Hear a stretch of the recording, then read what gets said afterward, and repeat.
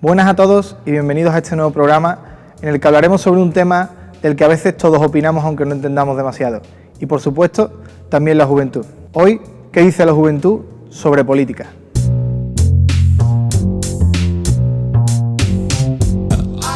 Cada sala avanza, que desde LGBT y disili y vinti, todo solo Ubuntu, todo solo Ubuntu, todo solo Ubuntu, todo solo Ubuntu, todo solo Ubuntu, todo solo Ubuntu, todo solo Ubuntu. Bienvenidos chicos, presento a los participantes que están hoy con nosotros. Luis, ¿qué tal? Bien, buenos días.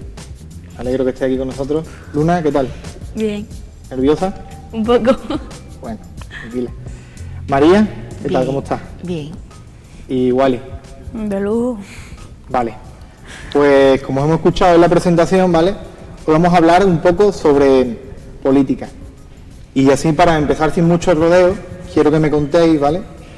¿Qué es lo que es para ustedes la política? ¿Cómo lo definiríais? Después más adelante entramos en cuál es vuestra opinión, pero a priori, ¿qué entendéis que es la política? ¿En qué consiste? María, ¿qué es para ti la política?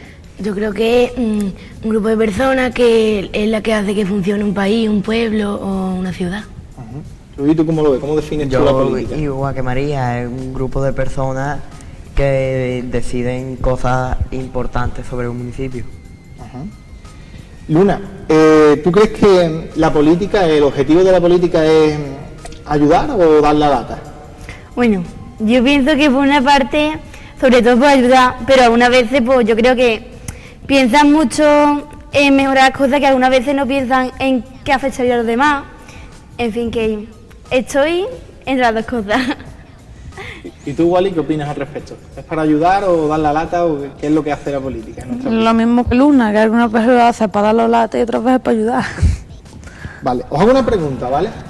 Porque vamos a hacer ejercicio en lugar de preguntaros cuál es el trabajo de un político. ¿Cómo creéis ustedes que es el día a día de un político? Desde que se levanta hasta que se acuesta, ¿en qué consiste su vida, su trabajo? ¿Es parecido, por ejemplo, al mío o a vuestro día a día, Wally? No. ¿Cómo crees tú que es el día a día de un político? Se levanta, ¿qué es lo primero que hace? Pero es pues, lavarse la cara, vestirse, te digo yo. Eso es bastante parecido a nosotros, ¿no? Hombre, María, ¿cómo crees tú que sigue su día? Yo creo que está todo el día calentándose la cabeza porque tiene que hacer cosas importantes para beneficiar a todas las personas, ¿no? ¿Correcto? ¿Y tú, Luna? Pues yo pienso que se levanta todos los días igual que nosotros, pero yo creo que se levanta con un dolor de cabeza de ¿qué puedo ayudar hoy? ¿Qué puedo hacer hoy para mejorar? Luis, ¿tú crees, por ejemplo, que el día a día de un político es sencillo o es fácil?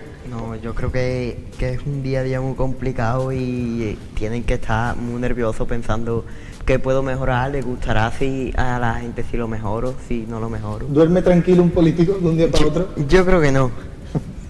Vale, os voy a preguntar ahora, vamos a ver unas pequeñas fotitos y me decís si los conocéis, ¿vale? Y si los conocemos, pues hablamos sobre quiénes son y así vemos un poco qué políticos, qué figuras políticas conocéis, ¿vale? ¿Podemos mirarlo ahí, no, Pedro? ¿Sabéis quién es? el rey, ¿no? Mariano Rajoy. Yo qué sé. ¿Quién es, Wally? ¿Yo qué? Yo de política no tengo idea. ¿Quién es, Luis? Mariano Rajoy. Mariano Rajoy. ¿Y qué sabes de él? ¿Qué representa? ¿Cuál era su partido? No sé nada de sé que es él, pero no Pero sé. sabes quién es. Sí. Vale, ¿vemos otro? ¿Os suena? Esa, Esta no nos me suena. es que no sé si... Es que no sé quién es, pero creo que pues Susana Díaz puede ser. No. Seguimos. Irene Montero, ¿vale? Seguimos, pero no preocuparos si no la conocéis. ¿Os suena el nombre? Sí. Vale, seguimos. Vale. ¿Este sabemos quién es? ¿Quién es, Luna? Sánchez. Pedro Sánchez, ¿cuál es su trabajo El, actualmente? el presidente de España. Exactamente, muy bien, María. ¿Seguimos? ¿Esto suena? Sí. ¿Cómo se llama? Wally, ¿sabes quién es este? Luis. Santiago Abascal. Santiago Abascal. ¿Sabéis qué partido representa? Vos. Vox. Vemos otro. ¿Os suena? No. Hay figuras que os parecen más relevantes que otras y por eso a lo mejor os suenan más, ¿no? Vamos, vemos el siguiente. En esa estoy entre dos. ¿Este no suena? No. Ha estado de visita en Fuente hace poco. Juanma Moreno. Muy bien, dilo fuerte que se escuche. Juanma Moreno. ¿Quién es Juanma Moreno, María? El presidente de la Junta de Andalucía. Bien, aquí están puestas. Seguimos. Esto es más internacional. Donald Trump. ¿Quién era o quién, políticamente hablando? El presidente Al presidente de Estados Unidos. Vale. ¿Algo que sepáis de él que me podáis contar de Donald Trump? Muy agresivo. ¿Cómo? Muy agresivo. Racista. Me parece. ¿Cómo? Que es muy ¿Cómo? racista. No, pues yo pienso que algunas veces las redes mienten. ¿Cómo? Que yo pienso que algunas veces las redes mienten. Que pueden que Porque yo mientan. he escuchado que también ha ayudado a muchas personas, a mucha gente. Vale, sí, podemos encontrar las dos opiniones. Seguimos. ¿Y este? El coleta.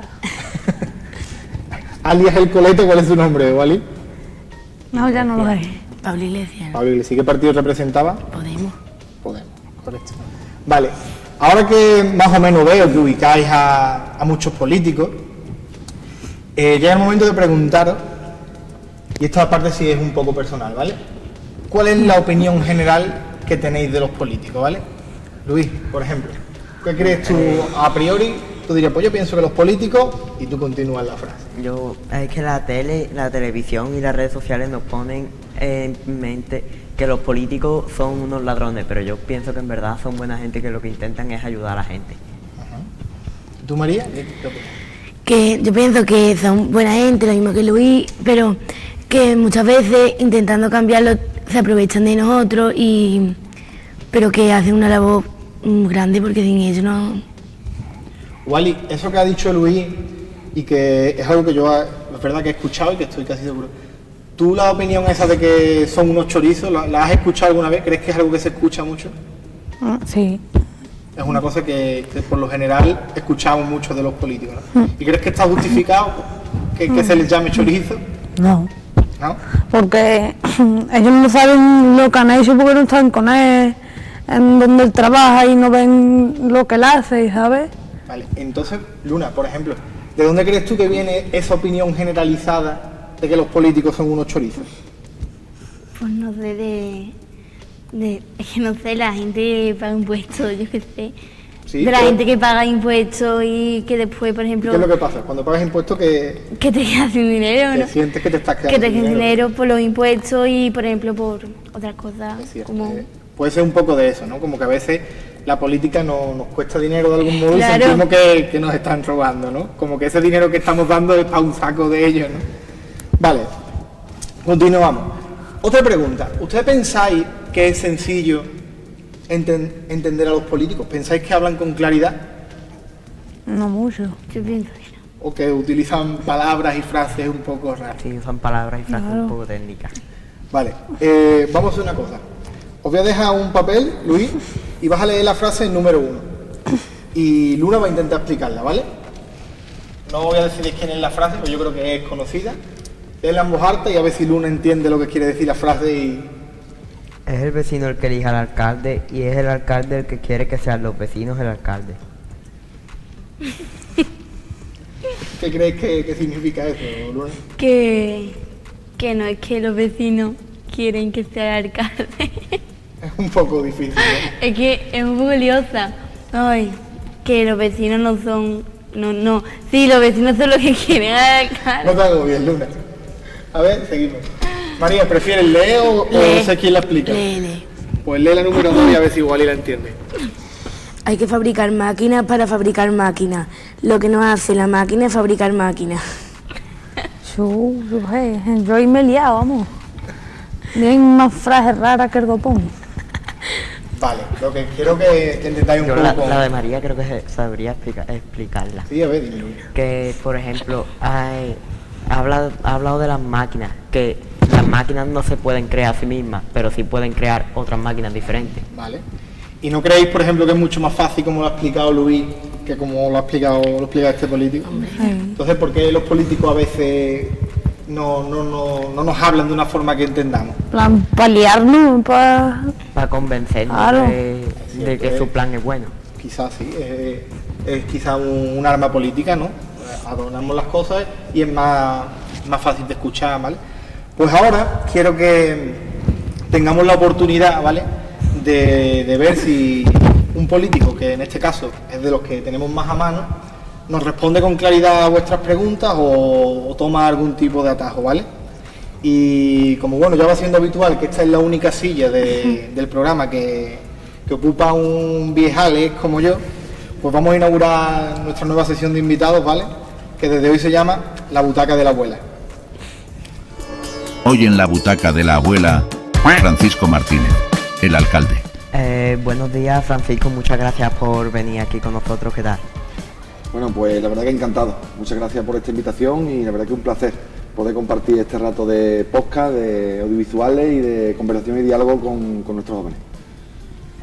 Comenzamos ya con las preguntas. ¿Cómo decidir los políticos en qué gastar dinero y en qué no? Por ejemplo, en qué calle tengo que arreglar y en qué calle no. Bien, bueno, hay unos órganos de decisión en todos los ayuntamientos que están compuestos en primer lugar por el Pleno, que es la composición completa de todos los representantes de cada uno de los partidos que concurren a las elecciones. Después está la Junta de Gobierno, que normalmente son los miembros que tienen la labor y la tarea de gestionar el gobierno local. Y después también hay un órgano importante, sobre todo en los municipios, que son los alcaldes. Los alcaldes como tal tienen competencias propias para poder decidir. A raíz de esa estructura de poder, de decisión, pues se marcan las prioridades y se marcan las prioridades con los límites que marca también normalmente un presupuesto económico. El Ayuntamiento de Fuente de Andalucía, por ejemplo, tiene un presupuesto total en torno a los 8 millones de euros. Eso pues se distribuye por diferentes partidas, por diferentes capítulos y es verdad que el gobierno local, quien le toca decidir, principalmente el alcalde y su grupo de gobierno, son los que deciden en qué priorizar esa cantidad de dinero. Esto es un poco la estructura económica, la estructura de decisión. ¿Cómo se decide y cómo se prioriza? Nosotros, y especialmente yo tengo la dinámica o la intención siempre de hacerlo de forma lo más participadamente posible. Es decir, hay, por ejemplo, una estructura de reuniones de barrio, nos reunimos con los diferentes barrios del municipio para decidir o que nos hagan llegar propuestas concretas de cuáles son las prioridades y las necesidades más inminentes. Por lo tanto, siempre tenemos en cuenta esa opinión mucho más allá de la capacidad de decisión o de poder que pueda tener la decisión en el ayuntamiento. Es decir, somos sensibles, de alguna manera, al tejido social, a las asociaciones, a los vecinos y vecinas, para marcar esas prioridades. Pero no hay que olvidar que siempre hay una limitación, principalmente económica, y otra muy importante, que es la de las competencias. Los ayuntamientos, sabéis que es una parte más del conjunto del Estado, de la administración. Están los ayuntamientos, están las diputaciones, están las comunidades autónomas y está el gobierno central. Cada uno tenemos unas competencias y no podemos invadirnos unas competencias unos a otros. No sé si con este breve resumen he podido aclarar de alguna manera cómo funciona lo que es tanto la toma de decisiones como la estructura económica de un ayuntamiento. Pero de cualquier forma a mí me gustaría preguntaros, así a bote pronto, desde el desconocimiento que podáis tener, como es lógico, de cómo funciona un ayuntamiento, porque eso tiene, bueno, pues unos entresijos y unos procedimientos muy complicados, ¿en qué priorizaríais ustedes una inversión económica actualmente en Fuente de Andalucía? En Fuente de Andalucía yo lo que priorizaría el dinero es en arreglos de calles, de tuberías y cosas así. ¿Alguna propuesta más? ¿Alguna idea más?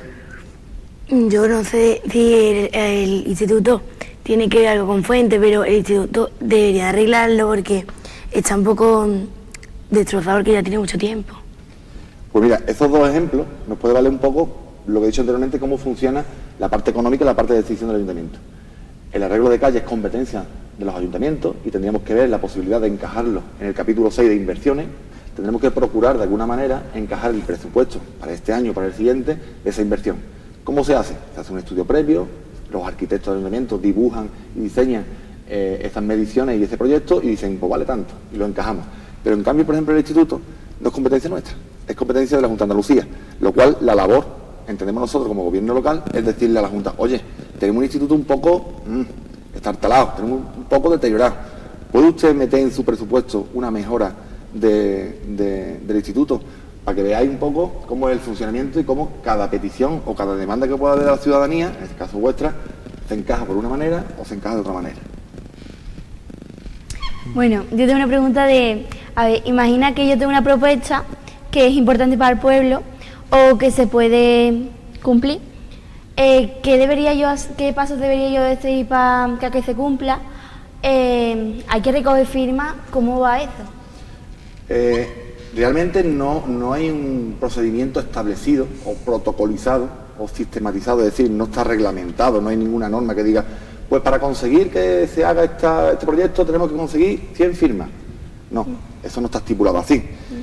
La demanda de la ciudadanía o las peticiones que puedan llegar de los vecinos y vecinas se puede hacer de forma directa, se puede hacer de forma individual o particular. Es decir, a mí se me ha ocurrido hoy decir que quiero hacer o sustituir el campo de césped, del campo de fútbol, el tapete de césped, y yo me puedo llegar al ayuntamiento, hablar con el delegado competente o con el propio alcalde y decir, oye, alcalde, yo creo que esto toca ya cambiarlo, está bastante mal.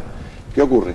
Que normalmente la sensibilidad que se pueda tener con las demandas que nos planteáis, los vecinos y vecinas, con las peticiones que nos hagáis, normalmente sí es verdad que debe tener un respaldo social de alguna manera.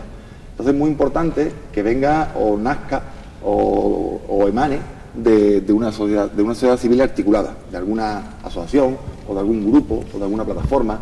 O imaginaros que os juntáis un grupo de jóvenes y esos jóvenes tienen una demanda muy concreta y lo podéis transmitir a través de firmas, a través de quejas o a través de manifestación, si hiciera falta. Es decir, al final, cuando una propuesta tiene un impacto o tiene una acogida colectiva, más que individual, pues la verdad que es una propuesta que normalmente se suele atender, porque al final afecta a mucha gente, ¿no?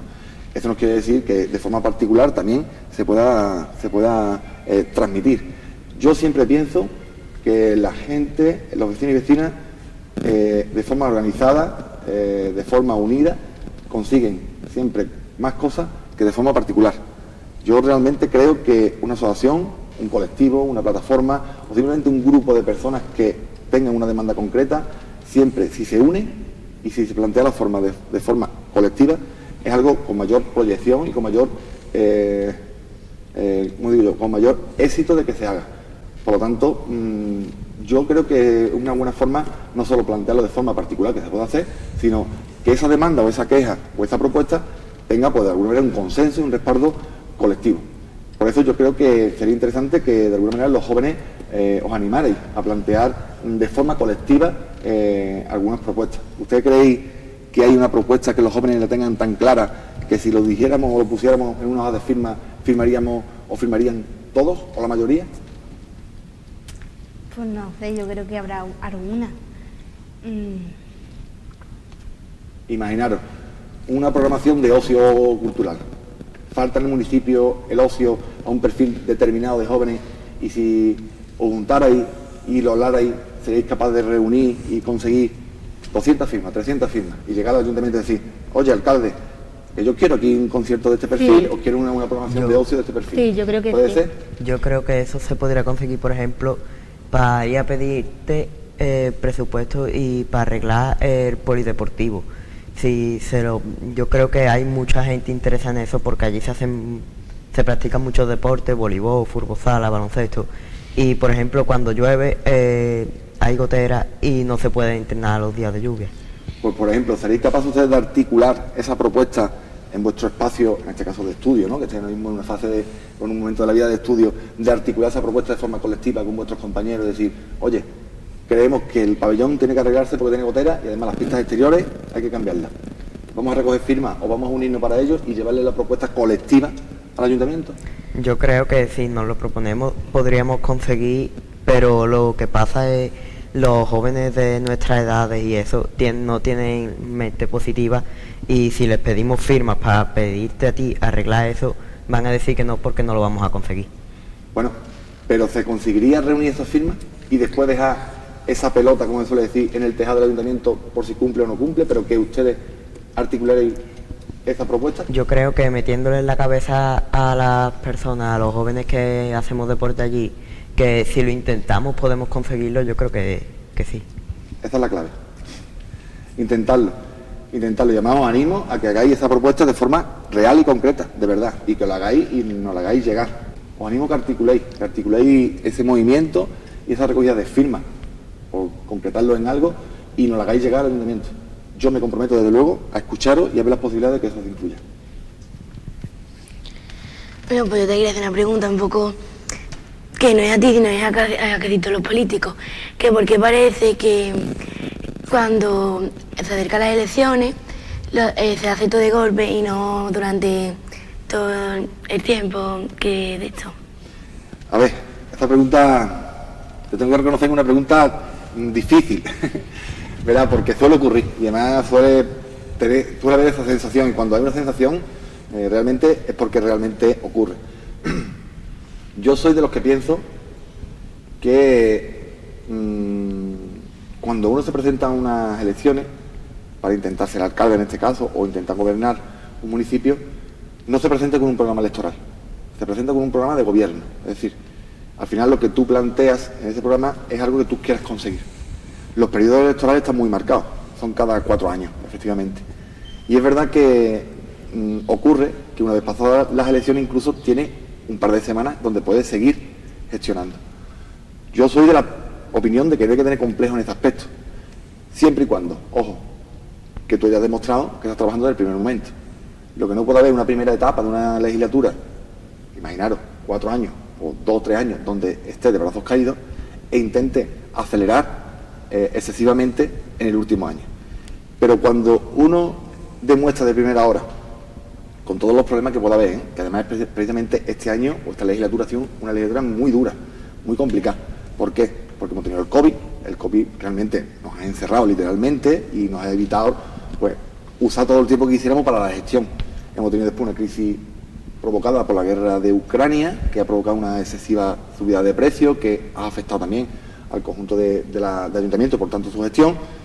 Pero salvando esto, que son circunstancias extraordinarias en esta legislatura, que no son menores, pero salvando esto, yo jamás voy a tener complejo en gestionar y hacer cosas hasta el último momento.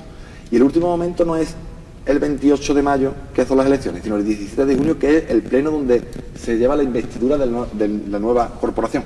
¿Por qué? Porque tengo la conciencia tranquila de que yo desde el primer día he estado haciendo cosas. Ahí está la clave. Yo tendría prejuicios, problemas, me costaría incluso defender mi gestión si yo durante 2 o 3 años primero de la legislatura no hubiera hecho nada. Pero haciendo cosas en todo el periodo no hay que tener complejos, porque al final hasta rabo todo es toro, como se suele decir, y al final uno tiene la obligación de responderle con su gestión a los ciudadanos hasta el último momento de la legislatura, que no son las elecciones, sino son 2 semanas posteriores. Por lo tanto, puede haber esa sensación, porque desgraciadamente se cae en gran medida por muchos políticos en ese error de intentar tener una legislatura pasiva en su primero o en sus inicios y después meter el acelerón en la última etapa o ciclo de la propia legislatura. El caso concreto que yo te puedo explicar no ha sido así, y con estas son 4 legislaturas en las que he tenido el placer y la posibilidad de gestionar la tarea pública para el conjunto de mis vecinos y vecinas. Pero reconozco que eso puede ocurrir y ocurre. Y yo, si eso fuera así, lo criticaría y también lo denunciaría, igual que ustedes nos lo estáis planteando en esa disyuntiva de que por qué lo hacéis a última hora. Imaginar una tesitura donde ustedes tendréis que tomar decisiones a última hora de la legislatura y anteriormente hubiera hecho una programación buena y suficiente. Y tuviera que tomar una decisión en la última hora de la legislatura sin haber hecho nada. Yo creo que si no has hecho nada durante toda la legislatura, que por mucho que hagas algo bueno, a lo último ya lo malo ya está hecho y no te van a votar. Yo coincido contigo muchas veces de cara a unas elecciones, ¿no? Porque al final es, como yo digo, nuestras oposiciones, desde el punto de vista de la persona que nos dedicamos a la tarea pública o tenemos vocación de dedicarnos a la tarea pública, son nuestras oposiciones cada 4 años, y así lo marca la democracia. Muchas veces las campañas que duran 15 días no son determinantes. ¿Por qué? Porque la gente al final también ve lo que han hecho en 4 años. Ahí está el trabajo, realmente. Yo opino en ese aspecto igual que tú. Muchas veces no se trata de lo que hagas en las últimas horas, sino lo que tú hayas hecho en los últimos 4 años. Una pregunta que yo te quería hacer, que ¿cómo llevar el hate? ¿Cómo llevo? El hate. En plan, ¿cómo, si hay personas que tienen odio, cómo has llevado a cabo tú durante estos años? La crítica. Esa pregunta, a ver, yo pienso que cuando uno decide, porque es una decisión muy importante, yo os puedo asegurar que una de las decisiones más importantes de mi vida ha sido la de decidir si participo o no participo en política y si participo de forma activa con posibilidades de gestionar la tarea pública, de gestionar un ayuntamiento. Os lo puedo asegurar que junto con tener un hijo o qué estudios quiero hacer o qué trabajo me gustaría, puede ser de las decisiones más importantes que he tomado en toda mi vida. Entonces, de cara a tomar esa decisión, creo que como cualquier decisión importante que toma una persona, tiene que tener cierto conocimiento del recorrido que tiene esa decisión. Y ese recorrido puede ser bueno o malo, o puede ser bueno y malo. Es verdad que cuando uno piensa asumir la tarea que supone la responsabilidad de una alcaldía, tiene que pensar también que va a haber momentos donde la crítica tiene que existir. Y es bueno que exista crítica porque incluso si no fuera así, los políticos que estamos en la gestión nos acostumbraríamos, bueno, como a esa seguridad acústica de siempre creer que lo que estamos haciendo es bueno, ¿no? Y esa crítica es buena. Es verdad que hay otro tipo de crítica, que es una crítica, yo la califico de destructiva, que suele hacer daño y que hay que tener una capacidad mental, no capacidad, sino fortaleza mental para poder aguantarla, porque muchas veces esas críticas rebasan lo puramente personal. Es decir, no se centran ni siquiera, ya de por sí no tienen argumento, no tienen sustento, son dañinas, pero muchas veces que no se sustentan ni en la propia persona, en este caso, que es la que representa el cargo, como puede ser yo, sino que la supera y afectan a familias, afectan a compañeros, afectan a circunstancias que realmente no deben afectar. Entonces, esa parte es dura de llevar, Yo siempre me he comportado respecto a esas críticas con mucha templanza, con mucha prudencia y desde luego no entrando al trapo, como se suele decir. Prefiero aguantarlas. Es verdad que hay ciertas críticas que no tienen fundamento y hay que combatirlas en el buen sentido, con la razón y la verdad. Cuando te pegan palos de ciego, tú tienes que pegar palos de evidente, pero es verdad que cuesta. Yo siempre he usado la templanza como una virtud para intentar superar esas críticas destructivas. Las críticas constructivas, bienvenidas sean, y cuantas más mejor, lo he dicho anteriormente. Si los políticos no tenemos críticas constructivas, podemos caer en el error de acostumbrarnos a esa seguridad acústica y escuchar lo que siempre queremos escuchar, a pesar de que no esté bien.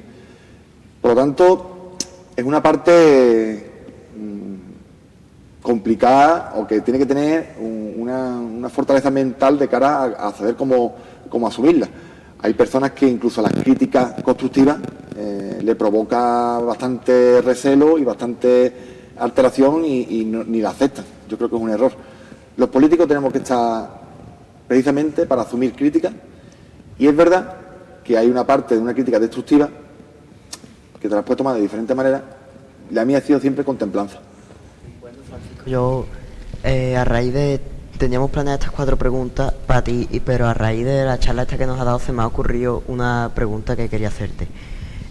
¿Cómo se te ocurrió la idea de meterte en política? Bueno, a ver, hay varios elementos que ayudaron a eso. Os tengo que contar una anécdota, que es que yo desde muy pequeño, en mi casa se ha vivido la política, y desde muy pequeño, estaría yo con 8 años, en infantil, ¿no? En primaria, perdón. Yo estudié en el Colegio de Santo Tomás, me preguntó un maestro la típica pregunta que quiere hacer cuando mayor, y no sé si fue un poco porque de verdad lo llevaba o fue un acto reflejo. Yo dije que yo cuando mayor quería ser político, lo dije así, lo dije con tanta sinceridad y con tanta sorpresa o agilidad en el aspecto de creérmelo de verdad, que fue como mi primer convencimiento, todavía muy verde, no madurado, por supuesto. Y después el siguiente hecho importante es cuando entro a la facultad. Cuando yo entro en los estudios superiores, yo estudié en la Universidad de Sevilla. Yo siempre digo que antes de sacarme el carnet de alumno, me saqué el carnet del movimiento estudiantil y me moví mucho en ese movimiento. En aquel entonces era cuando estaba implantándose Bolonia, lo que es el proceso o el sistema educativo de educación superior de Bolonia. Y a raíz de ahí, pues bueno, fui un poco adquiriendo, o como se suele decir, ¿no?, mamando un poco lo que es la política ya en activo del movimiento estudiantil, del movimiento social. En ese periodo ya milité activamente en una organización política, asumí responsabilidades, por lo tanto hay un primer periodo donde desde primera hora con 16, 17, 18 años ya empecé a tener ese movimiento social que al final replica en un concepto y una conciencia política determinada, ¿no? Eso se añadió que en mi casa se ha vivido la política, se ha escuchado la política y se ha amado la política. Y bueno, y cuando pasa ese primer periodo y te plantean una situación de asumir la tarea pública, ya no solo desde un concepto político determinado, sino, oye, ya no es la idea que tiene vamos a llevarla a la práctica, pues lo tuve muy fácil, lo tenía muy claro. Yo creo que la vocación ha sido principalmente lo que me ha hecho participar. Y la verdad que tengo que decir que he participado de forma muy activa, desde prácticamente de los 16, 17 años hasta la actualidad, porque enganché esa parte más social en el movimiento estudiantil, la parte de militancia política, con la tarea de la gestión pública que la llevo ejerciendo desde el año 2007 hasta la actualidad. Yo creo que pase lo que pase y ocurra lo que ocurra, siempre tendré vocación por la política y siempre haré política en diferentes planos. No tiene por qué hacerse siendo alcalde o siendo concejal o siendo cargo público. O sea, se puede hacer política desde muchos planos, desde muchos enfoques y desde muchos perfiles. Yo soy de esa opinión y muchas veces son momentos los que hay que decidir en qué enfoque o en qué perfil hacerlo. Pero despegarte de la política para mí sería impensable. Y despegarme de la política no quiere decir despegarte del cargo público como tal, sino de la conciencia, de la participación, de la proposición de ideas. Yo creo que todo el mundo al final somos políticos, realmente. De una manera u de otra somos políticos. Otra cosa, las personas que ejercemos como cargo público la política.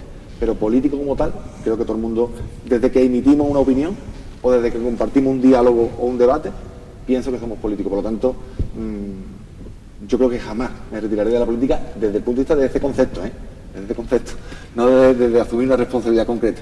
Por supuesto, estoy encantado y tengo muchas ganas y fuerza para seguir asumiendo responsabilidades, pero de ahí nace un poco mi inquietud, de ahí nace un poco mi participación y yo creo que lo llevo un poco en el tuétano, como se suele decir.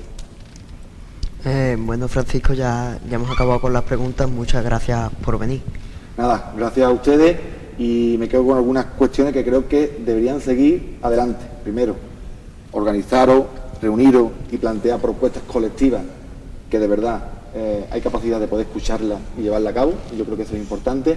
Y por supuesto agradeceros este formato o esta forma de hablar de política, porque realmente estoy hablando de política, y que lo hagáis a través del diálogo, de las preguntas, y que, bueno, yo muy satisfecho y muy encantado. Nada, enhorabuena de verdad por este espacio. Muchas gracias. Gracias a ustedes. Gracias. Bueno, pues tras esta charla que me parece muy interesante que se haya dado, ¿no? Porque realmente creo que es muy enriquecedor que podáis hablar directamente con políticos y sobre todo que los políticos os escuchen, porque de esto se trata nuestro sistema político, de ser escuchado. Pues precisamente os quiero preguntar por eso. ¿Sabéis cuál es el sistema político que tenemos en nuestro país, en España? Wally, ¿te suena? Una democracia, ¿no? Exactamente, es una democracia. Luna, ¿tú sabes en qué consiste una democracia? ¿O sabrías explicar un poco cuál es el funcionamiento de una democracia? No sé. ¿No sabes? Es que no sé explicarlo. Es que no me viene a... Utiliza tus palabras, ¿no? Es que no sé explicarlo. Luis, ¿tú sabes explicar qué es una democracia? No sé. Por ejemplo, la democracia nuestra funciona con votos, ¿verdad? Sí, con personas que ¿Qué es lo que votan, hacen? Exactamente. que tienen derecho a votar. Exactamente. Y ahora os pregunto, nosotros, por ejemplo, cuando las personas ¿votan cada decisión que se toma, María? No, yo creo que votan cuando se presenta el político lo que él dice que va a hacer durante todo. Exactamente. Votan. O bueno, os hago preguntas que yo creo que a lo mejor si vais a... ¿Cada cuánto se vota, Luna? Cada 3 años. No. ¿Cada cuánto? 4 años. Cada 4. ¿Cuál y a partir de qué edad se vota? Los 18. Desde los 18. Entonces, un poco, cosas que ya sabemos de democracia, se vota cada 4 años, a partir de los 18, y como ha dicho María, no se vota cada decisión, sino que votamos a alguien para que tome esas decisiones por nosotros. Vale, os pregunto, Luis, ¿España siempre fue una democracia? No, ¿Qué hubo antes, te suena? una dictadura. Una dictadura. ¿Y en qué consiste una dictadura? Digamos, en oposición a una democracia, ¿en qué consiste? Es que no sé explicarlo, no sé cómo decir lo que es una dictadura, pero lo que sé de la dictadura que hubo en España es quién gobernaba. ¿Quién? Francisco Franco. Vale. Y te hago una pregunta, por ejemplo, si antes ha dicho María, ¿votamos a las personas que nos gobiernan? ¿A Francisco Franco lo votaron? No. Y entonces os pregunto, ¿qué os parece, Wally, qué os parece más justo? ¿Tener la oportunidad de votar quién nos gobierna o no tener la oportunidad de votar? Tener la oportunidad, ¿no? ¿Vale? Y Luna, ¿qué os parece más peligroso? ¿Que una persona tenga todo el poder que quiera tener o que entre todos decidamos quiénes van a ser los que nos gobiernen? Yo creo que es mucho mejor que todas las personas juntas voten a quien ellos piensan, porque una persona, por ejemplo, piensa en él mismo y no los demás. Vale. Entonces, en general estamos los 5 de acuerdo, ¿no?, en que la democracia es un sistema más justo que la dictadura, ¿no? Vale, pues hago una pregunta que esta quizás es un poco complicada. ¿Le veis algún fallo a la democracia? Algo que digáis, pues mira, esto puede ser peligroso, o esto quizás... María. Que cada vez que tomen una decisión grande, que nada más se lo digan a las personas más que tienen más poder y no que deben votar a los ciudadanos. Es cierto, eso me parece muy correcto, que es como nosotros ya votamos a las personas que nos gobiernan y ahora ya pueden hacer un poco lo que quieran, y a lo mejor hay decisiones que estaría bien como volver a votar, ¿no? Es lo que quiere decir, ¿vale? Es un fallo. ¿Algún otro, Luis, que tú le veas? No, yo lo mismo que María. Votar las decisiones así más importantes. Os comento una cosa, por ejemplo, si antes hemos dicho que a los políticos a veces cuesta entenderlo, ¿cuál puede ser un fallo, por ejemplo, de la democracia? Que no se explican ¿Quién bien. se explica?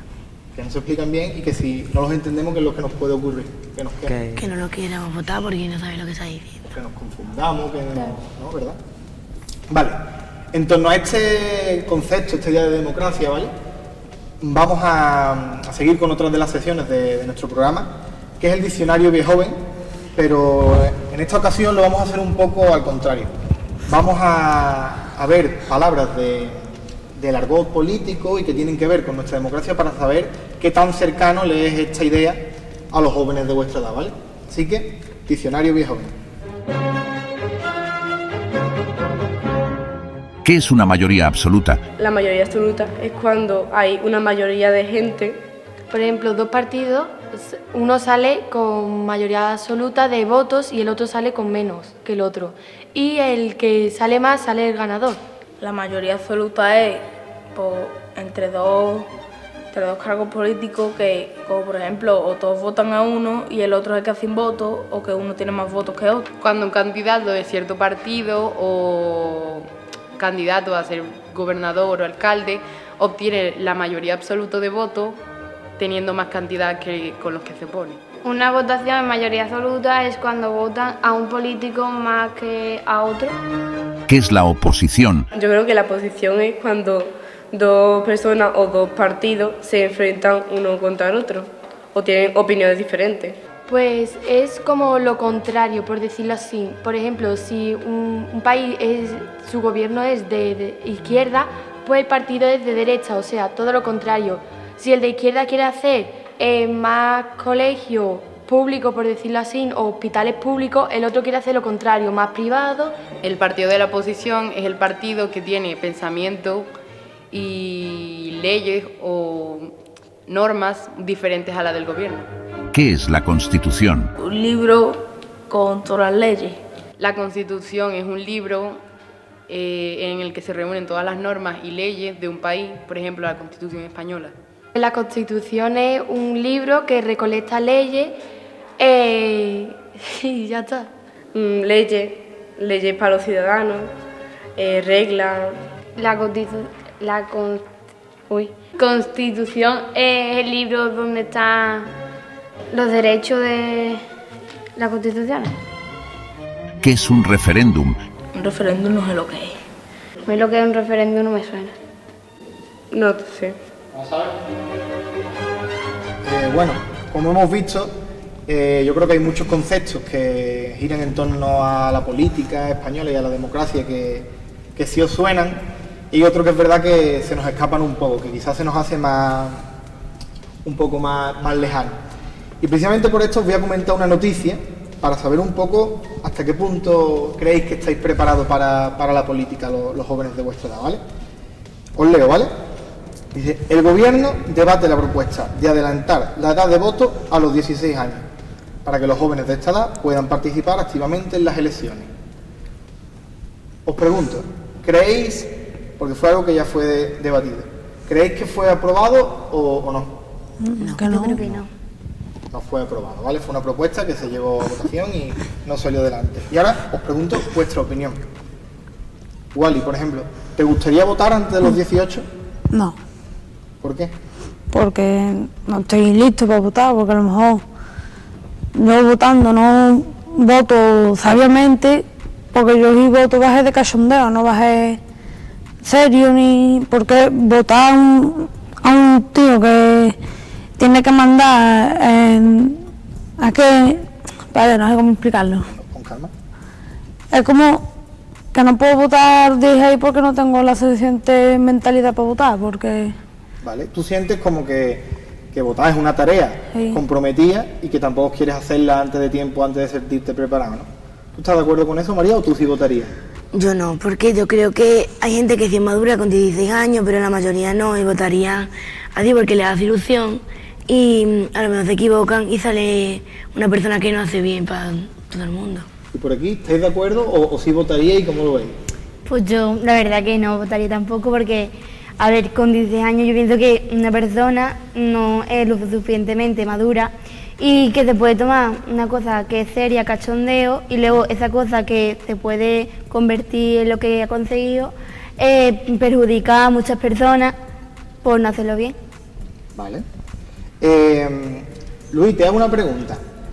Pues bueno, ¿estás de acuerdo con que votarías o no votarías? ¿Cómo lo Yo ves? no votaría porque es una responsabilidad muy grande y solo por un voto ya puede salir otra persona y a lo mejor esa persona de verdad no está preparada para mandar. Prefieres estar más preparado Sí. y tener una opinión, vale. Entonces, en general creo que sentís que hay cosas como temas que se os escapan y que no estáis preparados. Os digo que yo con mi edad también hay veces que siento que no estoy preparado y que hay temas que se me escapan. Lo que os pregunto, ¿creéis que sí hay temas que de hecho os tocan muy de cerca y que sí sería interesante que se os preguntara? Por ejemplo, temas que digáis, pues es que esto directamente nos afecta a nosotros y nadie nos ha preguntado. Sí. ¿Qué temas, por ejemplo? Por ejemplo, las asignaturas. Lo de las asignaturas, por ejemplo, si cambian una asignatura o poner alguna asignatura nueva, pues yo creo que sobre todo nos tendría que preguntar nosotros, los estudiantes, porque claro, los maestros y eso van a dar la asignatura tan normal y corriente, pero los estudiantes somos los que nos tenemos que centrar en ella y... Sí, en fin. hay gente decidiendo Claro. vuestro futuro y nadie Y os ha nadie- preguntado. María, ¿tú cómo lo ves eso? Yo veo lo mismo que Luna, que lo que más nos afecta a nosotros es lo del tema de los estudios, que es lo que tenemos que centrarnos ahora, y yo veo que cuando ponen optativa alguna asignatura o la ponen obligatoria, yo creo que nos deberían de preguntar nosotros. Mira, por ejemplo, voy a comentar una noticia que, aunque esto salga una vez que quizás haya terminado el curso, pero una noticia que justo ha comentado Luis hace un rato detrás de cámara, y es que, Luis, si no me equivoco, me corrige, como que se está pensando la idea de que se corten las clases a partir del 15 de mayo por las elevadas temperaturas, ¿no? Sí, a las 12. A las 12, ¿no? Y cortar las clases. Os voy a preguntar yo cuál es vuestra opinión. Luis, ¿tú cortarías las clases, sí o no? Yo no las cortaría porque lo que tú me dijiste detrás de cámara, no es lo mismo escuchar maestro en clase y luego que te dé los apuntes, que te preparas un poco más para el examen, que el maestro te dé los apuntes y tú estés en tu casa. Los apuntes lo más probable es que ni siquiera los mires y igual no vas a estar preparado para el examen. Pero ¿entendéis por qué es el motivo de cortar las clases, Wally? Sí, Por el excesivo calor que hace. Claro. ¿Y tú qué opinas? Quiero decir, de lo de terminar con el excesivo calor. Porque antes me dijiste algo que me resultó muy interesante. Que yo creo que no estaría bien cortar las clases, pero a la vez sí, porque si nos quedamos en clase y nos ponen el aire acondicionado, el aire acondicionado lo pagan, se paga del instituto, se paga con nuestros impuestos, entonces eso sería elevar el precio de nuestros impuestos a lo mejor 50, 100 euros, y quiera que no, eso con los precios que tenemos actualmente se nota. Vale. Pues bueno, chicos, vamos a ir terminando, ¿vale? Y yo creo que lo que podemos concluir un poco, y lo que veo yo de lo que hemos charlado, es que la juventud tenéis quizá una visión un poco heredada de los más mayores, de las cosas que nos escucháis, quizá un poco pesimista de los políticos, eso de que son un chorizo, pero también creo que sois muy empáticos y que habéis demostrado ser capaces de entender que al final ellos, pues su ímpetu o su intención es intentar ayudarnos. Y también me resulta muy interesante pues que tengáis la honestidad de aún tener mucho que decir y que opinar, ser capaz de reconocer que aún no os sentís o no estáis preparados para votar o para participar de la vida política. Así que hasta aquí, eso es lo que ha dicho la juventud sobre política. Adiós.